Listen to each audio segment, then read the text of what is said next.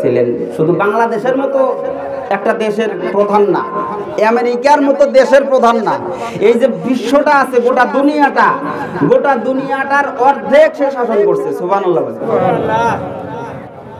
আজকে আমাদের বাংলাদেশের যদি মন্ত্রী তো থাক, এমপি মন্ত্রীও যদি হয়, অত পাওয়া যাবে না খুশি। কথা কোন ঠিক না বেঠিক? ওর যত টাকা দেখবেন যে অন্যান্য দেশে বাঙালি পাড়া নামে পাড়া আছে, ইন্ডিয়া, ইংল্যান্ডে বলেন, আর ভিআইপি যেগুলো দেশে বাঙালি পাড়া, মানে বাংলাদেশের লোকগুলো এমপি মন্ত্রী গুলা যায় এমন টাকা হয়েছে, ওটা যায় পাড়া বানিয়ে ফেলেছে, নাম দিছে বাঙালি পাড়া। আর অর্ধ পৃথিবীর যে শাসন করলেন হযরতে ওমর, দেখেন এই হযরতে ওমরের ঈদ মার্কেটটা কেমন ছিল দেখেন। হযরতে ওমর রাদিয়াল্লাহু তাআলা আনহুর স্ত্রী ডাক দিয়া বলেন, ও স্বামী, একটা ঈদের দিন একটু ভালো খাবার আনেন না খাই, একটু ঈদ মার্কেট আনেন না, একটা জামা আনেন না পরিধান করি। হযরত ওমর যেখানে অর্ধ পৃথিবীর সরকার, অথচ তার ঘরের ভিতরে ঈদের দিনেও সেরকম খাবার নাই, একটা ভালো পোশাক নাই, একটা পোশাক। আপনারা হয়তো শুনেছেন ওমর রাদিয়াল্লাহু তাআলা 40টা তালি দেওয়া জামা গায়ে দিয়েছেন, এরকম আমরা শুনছি। তো ঈদের দিনের ভিতরে হযরতে ওমরের ঘরে খাবার নাই, হযরত ওমরের একটা নতুন জামা নাই, পুরাতন জামাটা ধুইয়া শুকায়া আবার ওমর নামাজ পড়াইতো। চিন্তা করে দেখছেন? আর আমাদের ঘরে কয় সেট জামা আছে, নিজেরও হিসাব নাই, বেহাইতেছে জামাই দেশে, বন্ধু বান্ধবী।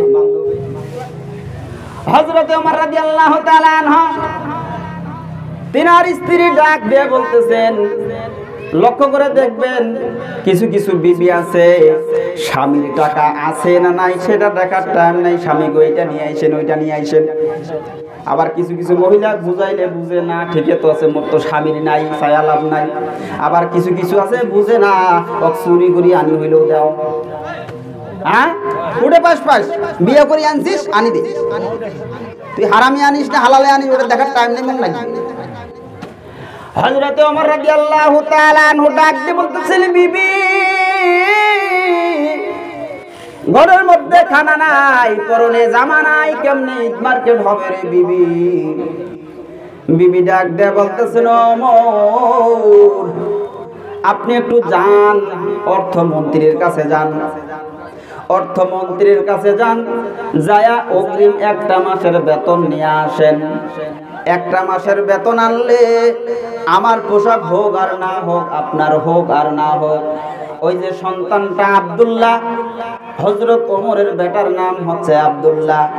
ওরে বন্ধু, লক্ষ্য করে দেখবেন, নিজে মার্কেট করেন আর না করেন, সন্তানদেরকে মার্কেট করে দিলেই মা বাবার কলিজা ঠান্ডা হয়। কথা কোন ঠিক কিনা? হযরতে ওমরের স্ত্রী ডাক দিয়ে বলতেছেন, স্বামী, অর্থমন্ত্রীর কাছে যান। অর্থ নিজেই সরকার, নিজেই হযরত ওমর সরকার, তার কর্মচারী অর্থমন্ত্রী। এখন বলতেছেন অর্থমন্ত্রীর কাছে যান, যায় একটা মাসের টাকা অগ্রিম নিয়ে আসেন, নিয়ে এসে আমার সন্তান আব্দুল্লাহর জামা কিনে দেন, একটু মার্কেট করে দেন।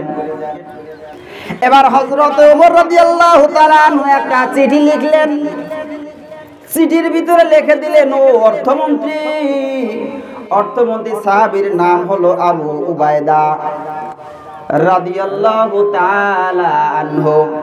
চিঠির মধ্যে লিখে দিলেন, ও আবু উবাইদা অর্থমন্ত্রী, আমি দেশের সরকার বলতেছি, যদি একটা মাসের টাকা আমার বেতনটা অগ্রিম দিতা, আমার মার্কেট হোক আর না হোক, স্ত্রীর মার্কেট হোক আর না হোক, আমার ছোট সন্তানটা আব্দুল্লাহর জন্য একটু মার্কেট করতে চাই। আপনারা হইলে দিতেন কি দিতেন না?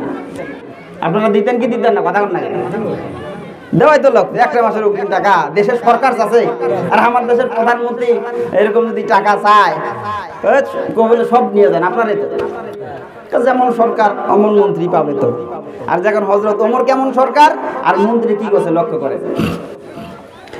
হযরতে ওমরের চিঠি যখন আবু উবাইদা ইবনে জাররাহ রাদিয়াল্লাহু তাআলা আনহুর কাছে গেল, চিঠি পড়ার পরে ডাক দিয়ে বলতেছেন, আল্লাহ, এই দেশের সরকার হযরত ওমর এমন সরকার, এমন নিষ্ঠাবান সরকার, যেই সরকারের ঘরে একদিনের খাবার নাই। আল্লাহু আকবার। কেমন সরকার আপনি বানাইলেন আল্লাহ?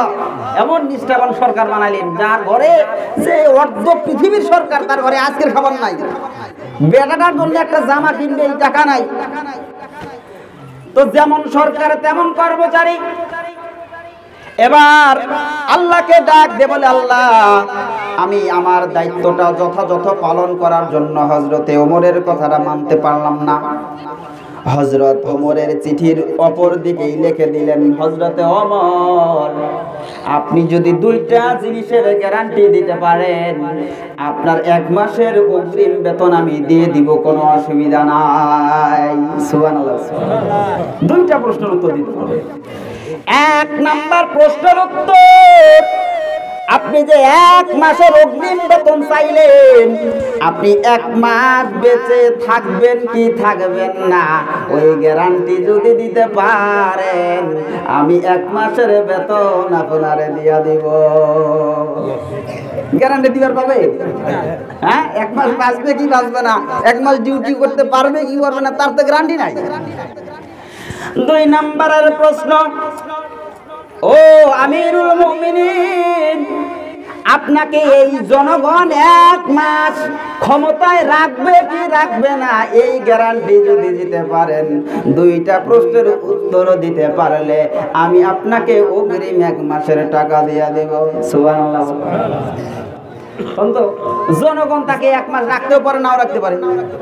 যেমন আমার জনগণ নিয়ত করছে, আপিটাই, হ্যাঁ, তো জোর করে যেতে থাকবে, এখন যে সেটা তো তা না।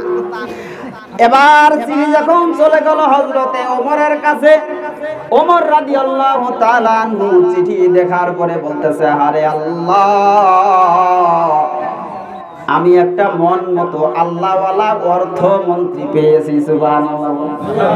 তাহলে যেমন সরকার তেমন মন্ত্রী।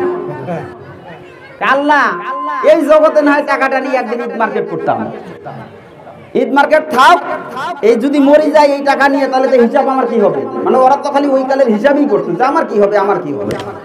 ওই আল্লাহ আমার এই অর্থনীতি আমাকে পরকালের হিসাব নিকাশ থেকে বাঁচায় দিল। সুবহানাল্লাহ। তাইলে তারা কিভাবে চলতো, কিভাবে তাদের চিন্তা ফিকির ছিল, এই হলো হযরত ওমরের ছেলের ঈদ মার্কেট।